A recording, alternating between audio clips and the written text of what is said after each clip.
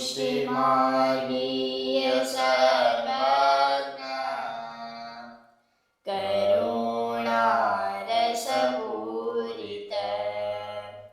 श्रेष्ठ फलप्रदाता च तस्मै श्री गुरुवे नमः। तस्मै श्री गुरुवे नमः। श्री गुसाई जी परम दयाल की जय। भगवद वार्ता सत्संग प्रमाण ग्रंथ पंचकुमार गोस्वामी श्री रघुनाथ लाल जी रचित एवं प्रथम श्री देवकी नंदन जी विरचित नाम रत्नाख्य स्तोत्र। कल हमने दर्शन करे हते नाना भ्रम निराकर्ताय नमः। आप विविध प्रकार के भ्रम को दूर करते हैं। आज हम दर्शन करेंगे महापुरुष सतख्याते नमः। आपकी ख्याति महापुरुषों में है। तो आइए वैष्णवों दो घड़ी जिए। विवरण। आपकी ख्याति महापुरुषों में वर्तमान समय में प्रसिद्ध है। इसी प्रकार आपसे महापुरुषों की भी ख्याति है। फिर महापुरुषों के द्वारा आपकी ख्याति विशेष प्रसिद्ध हुई है। भावार्थ। आप श्री के समकालीन सर्व महापुरुषों में आपकी कीर्ति प्रसिद्ध थी।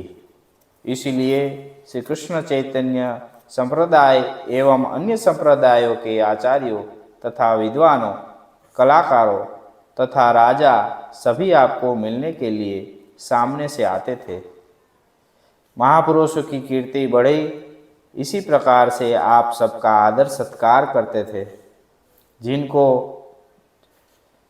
जिनको भगवत लीलाओं का सानुभाव होता था, उन सब के रचे हुए पद आप श्रीनाथ जी के सन्मुख कहने की आज्ञा करते थे तथा उनके पदों इत्यादि की प्रशंसा भी करते थे। अकबर के राजगवैये तानसेन के संगीत की भी आपने कदर की थी। आपके भक्तों के द्वारा आपकी ख्याति विशेष रूप से प्रसिद्ध हो गई थी। चाचा हरिवंश जी जैसे अनेक भगवदियों ने आपकी ख्याति को बढ़ाने में बहुत बड़ा हिस्सा बंटवाया था। वार्ता चरित्र संगति। एक बार चाचा हरिवंश जी गुजरात में पधारे थे। रास्ते में एक राजपूत अपनी बेटी को उसके ससुराल से अपने घर ले जा रहा था। वह बेटी लीला का जीव होने से चाचा जी की दृष्टि में अलौकिक स्वरूप में दिखाई दी। चाचा जी को मनोरथ हुआ कि यह अभोग्य सामग्री श्रीनाथ जी के लायक है, परंतु श्रीनाथ जी वैष्णव के बिना कैसे अंगीकार कर सकते हैं। राजपूत की बेटी को वैष्णव होने की उत्कंठा जागृत हुई। उन्होंने चाचा जी को विनती करी, हमको वैष्णव बनाओ। चाचा जी ने श्री गोसाई जी का ध्यान करके बाप बेटी दोनों को नाम मंत्र दिया, तुलसी माला पहनाए। उसके बाद चाचा जी स्वयं उनके गांव गए। वे चाचा जी को अपने घर ले गए। रात को चाचा जी ने श्रीनाथ जी से विनती की, प्रभु यह अभोग्य सामग्री है, अति उत्तम है। आप यहाँ पधार कर उसका अंगीकार करिए। चाचा जी की विनती से श्रीनाथ जी ने उसका अंगीकार किया। उस राजपूत की बेटी को सुबह बुखार आया और वह भगवत लीला में प्राप्त हो गई। श्रीनाथ जी ने सुबह श्री गोसाई जी को यह समाचार दिए। जब चाचा जी प्रदेश से वापस आए तब श्री गोसाई जी ने आज्ञा करी, प्रभु को विनती करते हुए सेवक ने विचार करना चाहिए कि प्रभु को उसमें श्रम होगा या नहीं। वह राजपूतानी लीला में प्रविष्ट हुई, परंतु श्री ठाकुर जी तो बालक है, उन्हें परिश्रम न हो उसका विचार करना चाहिए। चाचा जी जैसे समर्थ महापुरुष में आपकी ख्याति कितनी महान है। चाचा जी के अलौकिक कार्य में भी श्री ठाकुर जी के श्रम का विचार करके आपने अलौकिक शिक्षा प्रदान की। आपका ऐसा अलौकिक महापुरुष तत्व चाचा जी जैसे अतरंग भक्तों के सिवाय दूसरा कौन समझ सकता है। दूसरा नाम है महापुरुष विग्रहाय नमः। महापुरुषों के लिए ही आपका श्री अंग है।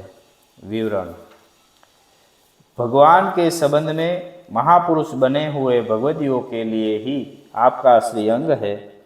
भक्त के लिए ही आप प्रकट होते हैं। यदि दूसरे शब्दों में कहे तो ऐसा कहा जा सकता है कि भक्त ही आपके श्री अंग है। भावार्थ: आप भक्तों के लिए ही प्रकट हुए हैं। आपको भूतल पर प्रकट होने का अन्य कोई प्रयोजन नहीं है।